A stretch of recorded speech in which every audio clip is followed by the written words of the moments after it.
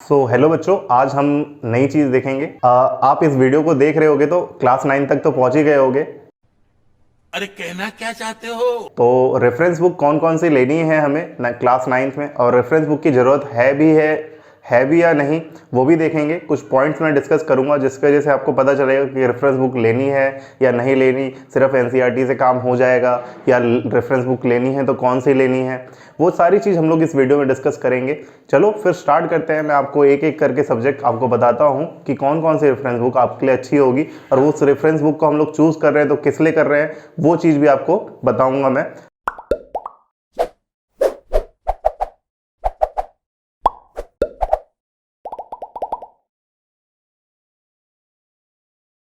Maths के लिए पहली बुक मैं बोलूँगा मेरी RS अग्रवाल है। RS अग्रवाल में चीज़ क्या मिलेंगी आपको, RS अग्रवाल में होता क्या है, आपको कॉन्सेप्ट पहले बेसिकली कॉन्सेप्ट बेसिक बताया जाता है, फिर उसके बाद कुछ क्वेश्चन दिए जाते हैं, और हर टॉपिक के साथ ये किया जाता है कि बेसिक बताया जाएगा, फिर उसके बाद क्वेश्चन करवाया जाएगा। तो अगर आपको बेस क्लियर करना है या बेस पूरा पढ़ना है तो RS अग्रवाल लेना। RS अग्रवाल बहुत अच्छी है मैथ्स के लिए। और NCERT मत भूलना, NCERT बहुत ज़्यादा इंपॉर्टेंट है क्योंकि डायरेक्ट क्वेश्चन हमारे NCERT से आ जाते हैं। NCERT का पूरा पर्टिकुलर क्वेश्चन उठा के आपको दे देंगे, और बेसिकली एग्जाम्पल भी फोकस करेंगे। जब मैं आपको चैप्टर्स पढ़ाऊंगा तो आपको बताऊंगा कि कैसे कैसे हमें सोचना है, हर चीज़ डिस्कस करेंगे, ठीक है। और ये पूरा साल मैं आपके साथ रहूंगा। इस बार पिछले साल मैं नहीं रह पाया था किसी कारण की वजह से, पर इस साल मैं आपका साथ नहीं छोड़ूंगा। मेरा पूरा फोकस इस साल रहेगा कि 9th को ही पढ़ाना है यूट्यूब पे। तो अगर आपने अभी तक सब्सक्राइब नहीं किया तो सब्सक्राइब कर लो, और बेल आइकन जरूर दबा लेना, क्योंकि मैं बहुत सारा नया कॉन्सेप्ट लाऊंगा, नए तरीके से पढ़ाऊंगा कि इंपॉर्टेंट क्या क्या है और करना कैसे कैसे है, ठीक है। तो पहली बुक हमारी NCERT हो गई, ये रीत जो आपको दिख रही होगी, और दूसरी हमारी RS अग्रवाल हो गई। अब बेसिक हमारा तैयार हो जाएगा तो हमें प्रैक्टिस करनी पड़ेगी कि हमें अपना लेवल देखना है कि लेवल कितना है हमारा लेवल कितना है। लेवल को चेक करने के लिए हमें क्या चाहिए होगा, हमें दूसरी बुक चाहिए होगी, क्या, RD शर्मा। बहुत नाम आपने सुना होगा इसका, RD शर्मा बहुत लोग फेमस है, सब रेफरेंस बोलते हैं कि रेफरेंस। अब ये मोटी देख के डर मत जाना, मैं आपको दिखा देता हूँ। डरना हो तो अभी डर लो, जितना डरना है। अप्रैल चल रहा है, बाद में आप इसकी आदत लगा चुके होगे। तो अगर आपके बेसिक अब RS अग्रवाल से क्लियर हो चुके हैं तो आपको किस पे जाना है, RD शर्मा पे जाना है। अब इतना सारा करने की जरूरत है भी कि नहीं है, वो सारी चीज़ें हम लोग जब चैप्टर्स पढ़ेंगे तो बताऊंगा। मैं एक्सरसाइज दूंगा, एक PDF दे दूंगा, उसे प्रैक्टिस करना है आपको। हर चीज़ एक डिटेल में चलेंगी, टेंशन मत लीजिए उसका। और RD शर्मा तो नाम सुना ही है सबने। RD शर्मा मैथ्स के लिए 10th में भी बहुत अच्छी है और 9th में भी बहुत अच्छी है। 8th तक हमें ज़रूरत उतनी नहीं पड़ती है। तो ये सारी चीज़ें होगी मैथ्स की। पहली बुक NCERT, दूसरी RS अग्रवाल, तीसरी RD शर्मा, ठीक है। अब बात कर लेते हैं साइंस की। साइंस के लिए क्या करना है हमें। साइंस के लिए पहले है हमारी सबसे इंपॉर्टेंट, बहुत ज़्यादा इंपॉर्टेंट हमारी कौन सी बुक है, NCERT। NCERT का एक एक लाइन बहुत ज़्यादा इंपॉर्टेंट है, और एक एक लाइन पढ़ना कैसे, क्योंकि पहले 8th क्लास में क्या था, हमें बहुत सारी एक्टिविटी करवाते थे पर वो चीज़ हमें डिटेल में नहीं पता चल पाती थी। तो इस 9th क्लास में हमारे क्या इंपॉर्टेंट है, जो एक्टिविटी होंगी, क्योंकि इधर नए नए फॉर्मूले जुड़ेंगे, नए नए फॉर्मूले, नए नए कॉन्सेप्ट जुड़ेंगे। 8th क्लास तक बहुत बेसिक चलता था, 9th क्लास में थोड़ा सा इंप्रूव हो जाता है। इसलिए बहुत बच्चे, आपने बोला होगा, सीनियर से आपने पूछा होगा 10th क्लास के भैया से, यार 9th बहुत ज़्यादा हार्ड होती है। तो ऐसा कुछ नहीं है, जिसके बेसिक कॉन्सेप्ट क्लियर नहीं होते वही ऐसा बोलता है कि 9th क्लास हार्ड है, ठीक है। तो वो चीज़ हम लोग देखते हुए चलेंगे। सारी चैप्टर जब पढ़ाऊंगा तो आपको ऐसा लगेगा कि हाँ यार ये तो बहुत ईजी है, किसी ने बोला था वो झूठ कह रहा था कि इतना हार्ड है। हार्ड नहीं होता। तो बेसिकली हम लोग देखेंगे। आपको मैं नोट्स भी कोशिश करूंगा कि मैंने अभी सारे चैप्टर्स के प्रिपेयर नहीं कर पाया हूँ, क्योंकि अकेले करना है, हर चीज़ नहीं हो पाती। तो मैंने चैप्टर के प्रिपेयर कर रहा हूँ। आपको पहला चैप्टर जब मैं पढ़ाऊंगा, पहला चैप्टर में आपको पता चल जाएगा नोट्स देख के कि असली में करना क्या है। हमें उस एक्टिविटी में घुसना है। जैसे ये एक्टिविटी दिख रही हो आपको, इस एक्टिविटी में क्या है, क्या पूछा है, क्योंकि डायरेक्ट क्वेश्चन कभी कोई एक्टिविटी से उठा के हमें पूछ लेगा। अब हम लोग उस पर प्रिपेयर रहते ही नहीं है, क्योंकि एक्टिविटी कोई करवाता ही नहीं है। तो हम लोग एक्टिविटी को भी डिटेल में पढ़ेंगे, कोशिश करेंगे कि जितना हम समझ सकते हैं उतना समझेंगे, ठीक है। तो एक्टिविटी बहुत ज़्यादा इंपॉर्टेंट हो जाती है। तो NCERT तो इंपॉर्टेंट है ही है। एग्जाम्पलर बोलती हैं टीचर, स्कूल में आप जाओगे तो कोई कोई टीचर बोलती है कि एग्जाम्पल ले लेना। एग्जाम्पलर आती है NCERT की, तीनों सब्जेक्ट की आती है, सोशल्स की भी आती है, मैथ्स की भी आती है और साइंस की भी आती है। मर्जी आपकी है, लेना चाहते हो तो ले लो, क्योंकि क्वेश्चन तो मिलेंगे उसमें, और भी बहुत सारी जो रेफरेंस बुक हैं उसमें भी मिल जाते हैं। तो NCERT तो सब में मस्ट है, मैथ्स में भी है, साइंस में भी है। और एक्स्ट्रा क्या जोड़ना है, एक्स्ट्रा मैं बोलूँगा एक बुक है हमारे पास जो बहुत ज़्यादा लोग बोलते हैं, सजेस्ट करते हैं। मैंने इवन अपने 9th क्लास में एस्चान से पढ़ा है। एस्चान कैसी बुक होती है मैं दिखा देता हूँ आपको। तो ये हमारी क्या है, फिजिक्स की। अब फिजिक्स की कुछ बच्चों को होगा यार मुझे लेटेस्ट चाहिए, ये मेरी पुरानी है, मैंने पुरानी ही यूज़ कर रहा हूँ, ज़्यादा ये लोग सिलेबस चेंज करते नहीं है, इसमें कंटेंट मुश्किल से 19-20 वाला फ़र्क जो बोलते हैं वो रहता है। और इसमें फ़ायदा क्या है, फ़ायदा एक चीज़ है, इसमें आपको सबसे पहले क्या करवाया जाएगा, और इसके ऑथर कौन है, लखमीर और मंजीत कौर, बहुत ज़्यादा फेमस बुक है और मैंने अपने टाइम पे पढ़ी है, इसलिए मैं सजेस्ट कर रहा हूँ। जो मैंने जो यूज़ की है वही मैं सजेस्ट कर रहा हूँ और नहीं सजेस्ट करूँगा मैं, क्योंकि बुक बहुत सारी है, हमें कौन सी पढ़नी है। इसमें बहुत डिटेल में पढ़ाया हुआ है, हर चीज़ डिटेल में पढ़ाने के बाद क्वेश्चन भी बीच में दिए गए हैं। क्वेश्चन देने के बाद क्या किया है, या एक चीज़ दिखाऊं मैं आपको, ये देखो वेरी शॉर्ट आंसर टाइप करवाया है, फिर उसके बाद शॉर्ट आंसर टाइप है, फिर लॉन्ग आंसर टाइप है, MCQ है। अब ये हर टॉपिक के बाद देखो, ये थोड़ा सा टॉपिक खत्म हुआ, उसके बाद क्वेश्चन आंसर, फिर टॉपिक है, फिर उसके बाद क्वेश्चन आंसर, ये तो है ही है। प्लस अब इतने सारे क्वेश्चन आंसर करने के बाद क्या करना है हमें, इसमें तुम्हें NCERT सोल्यूशन भी दे रखे हैं। NCERT के Intex question page number wise तुम्हें दे दिया है, इंटेक्स क्वेश्चन दे दिए हैं। इंटेक्स क्वेश्चन के साथ साथ एक्सरसाइज के भी क्वेश्चन है, सारे डिटेल में समझाया हुआ है। तो एस-चांद मेरे हिसाब से तो 9th क्लास के लिए बेस्ट है। अब ये फिजिक्स की हो गई, फिजिक्स के साथ ये हमारी केमिस्ट्री की होगी। केमिस्ट्री की भी 2 राइटर यही है हमारे, लखमीर सिंह और मंजीत कौर, यही लिखते हैं। बायो की एक अलग हो जाती है, उसके राइटर अलग हैं हमारे। बायो के लिए मैं सजेस्ट करूंगा आपको, बायो की भी एस-चांद ही है।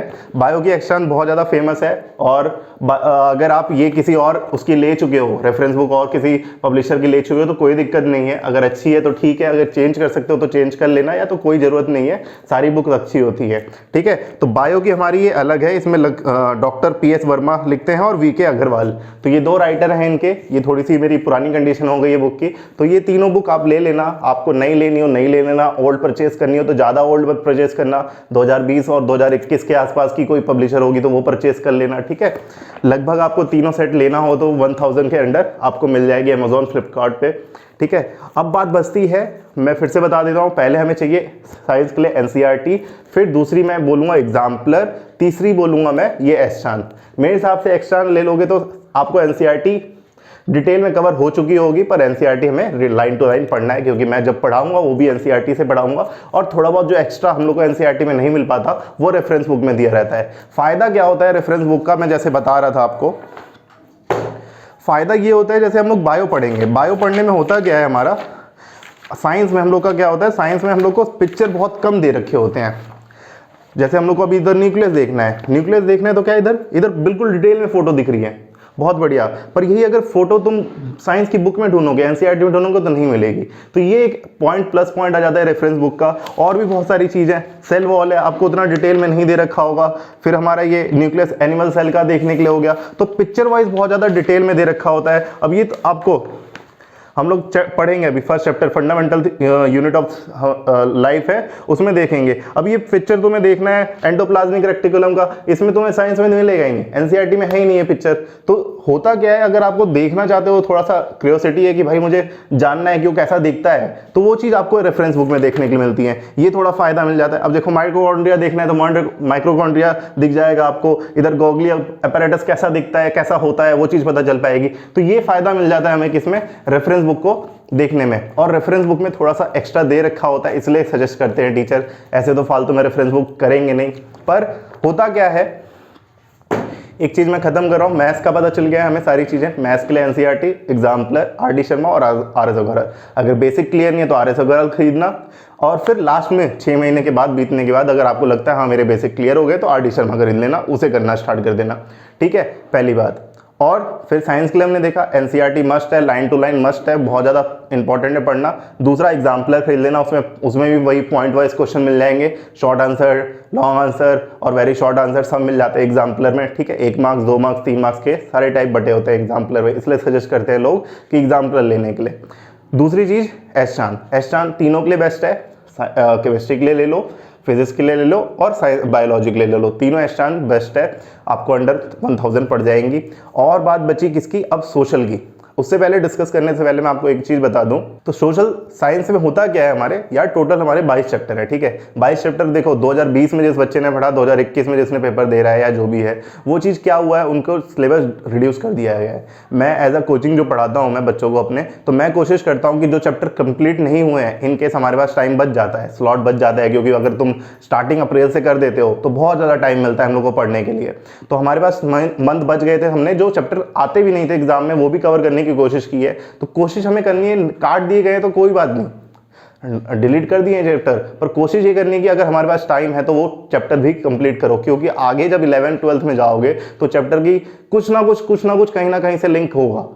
तो इसलिए कोशिश करना कि अभी से स्टार्ट कर दो, अप्रैल से पढ़ना स्टार्ट कर दो। और अगर आप ये वीडियो थोड़ा लेट देख रहे हो तो पढ़ना स्टार्ट कर दो, क्योंकि पढ़ना स्टार्ट करना बहुत ज़्यादा इंपॉर्टेंट है, ठीक है। अब चलो देख लेते हैं सोशल साइंस के लिए। यार सोशल साइंस में है टोटल 22 चैप्टर।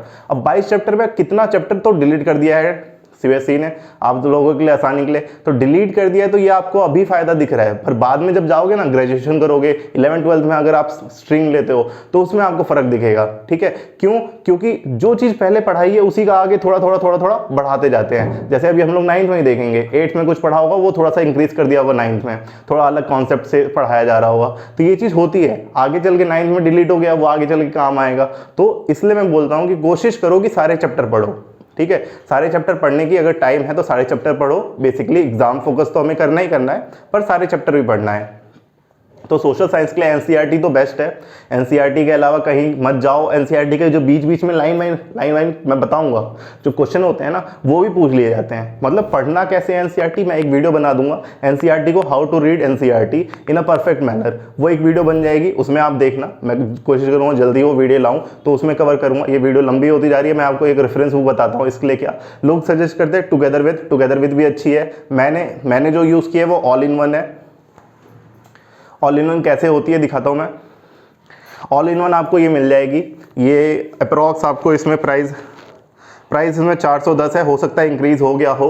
तो ये तो मैंने सेकंड हैंड ली थी, क्योंकि बुक ज़्यादा बहुत मैंने पहले बताया चेंज ज़्यादा होती नहीं है। बस बच्चों को लगा रहता है यार मेरी खरीदना, सेकंड हैंड खरीदना, थोड़ी सी अच्छी कंडीशन ले लेना कि हाँ पढ़ने का मन करे। क्योंकि पढ़ने का मन, तुम बोलोगे भैया मेरे पास तो ऑनलाइन सारा चीज़ है, सोर्स है, पर ऑनलाइन जैसे ही घुसते हो ना तो क्या होता है, कभी इंस्टा चला लेता हूँ, कभी फेसबुक चला लेता हूँ, कभी दोस्त का मैसेज आ गया, कभी इधर जाना है, कभी उधर जाना है, तो ये वाली चीज़ आ जाती है। तो इसलिए मैं बोलता हूँ रेफरेंस बुक की बहुत ज़्यादा इंपॉर्टेंस है, क्योंकि बुक रहेगी तो आप इस पर ही देखोगे। अगर वही इंटरनेट पे सब चीज़ मिल जाएगा, पर जो रेफरेंस बुक में है और खुद से पढ़ोगे वो कहीं नहीं मिल पाएगा, ठीक है। तो कोशिश करो खुद से, सेल्फ स्टडी बहुत ज़्यादा इंपॉर्टेंट है। तो ऑल इन वन है हमारी सोशल साइंस की। अब इसका फ़ायदा क्या है, इसमें बेसिकली अगर देखा जाए तो कंप्लीट हर चीज़ कवर किया गया है। अगर मैं आपको बताऊं तो पहला चैप्टर हम लोग ले रहे हैं इसका, जो हमारा है फ्रेंच रेवोल्यूशन। फ्रेंच रेवोल्यूशन में होगा क्या, इसने थोड़े थोड़े नोट दे दिए हैं। ये काम के उतने बोलोगे तो थोड़ा बहुत क्लियर करवा देगा आपका कॉन्सेप्ट, पर एनसीईआरटी को रीड तो करना ही पड़ेगा आपको लाइन टू लाइन समझने के लिए। तो इसने बेसिकली थोड़ा थोड़ा उसने बता दिया कि हमारा क्या है, एवोल्यूशन क्या है, रेवोल्यूशन एवरीडे लाइफ में क्या फ़र्क पड़ रहा था, हर चीज़ उसने बताया है। कुछ इंपॉर्टेंट टाइमलाइन दे दी है, समरी दे दी है। एनसीईआरटी फोल्डर में जो एक्टिविटी होती है वो डिस्कस कर दिया है। यार ये कोई नहीं डिस्कस करता है, ठीक है। एनसीईआरटी के हर पेज पे 24 पेज नंबर पे, 21 पे, 22 पे जो भी एक्टिविटी है वो डिस्कस किया गया है, क्वेश्चन आंसर के साथ बताया गया है। क्वेश्चन है तो उसका आंसर बताया गया है। अगर जो उसे लगता है कि हाँ यार ये बच्चा खुद सोच सकता है तो उसके लिए डू इट योर सेल्फ भी लिख दिया गया है। अब बच्चा ही रट के चला जाता है, एग्जाम में लिख देता है कि यार do it your self, question आया वो रट के क्या हुआ है, डू इट योर सेल्फ। अब उसे बच्चे को ये भी नहीं मतलब ऐसा हुआ है।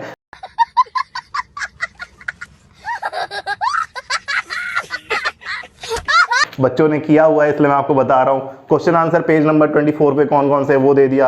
अब देखो ये एनसीईआरटी फोल्डर एक पार्ट है, इसका खत्म हो गया। अब एग्जाम प्रैक्टिस आता है। एग्जाम प्रैक्टिस में क्या लिया उसने, ऑब्जेक्टिव टाइप क्वेश्चन लिया 1 मार्क्स का, ठीक है। उसने कम से कम 18 क्वेश्चन कवर किए हैं। इसके अलावा भी खुद से भी पेपर तुम बना सकते हो यार। जब मैं बताऊंगा पढ़ाऊंगा ना तो उसमें बताऊंगा कि खुद से क्वेश्चन कैसे बनाने हैं, टीचर कैसा सोचता है वो सोचना सिखाऊंगा। Very short answer type 1 marks का कितना होता है वो बता दिया कि लगभग 17-18 क्वेश्चन है। शॉर्ट आंसर 3 मार्क्स के वो भी लगभग कितने, मुझे 13 क्वेश्चन 14-16 क्वेश्चन दिख रहे हैं। फिर लॉन्ग आंसर टाइप 5 क्वेश्चन। यार और क्या चाहिए, मैप आ गया, 3 मार्क्स का मैप बता दिया, और क्या चाहिए। सेल्फ एसेसमेंट एक पेपर दे दिया, खुद एसेस करो कि तुम्हारा चैप्टर तुम्हें कितना समझ आया है।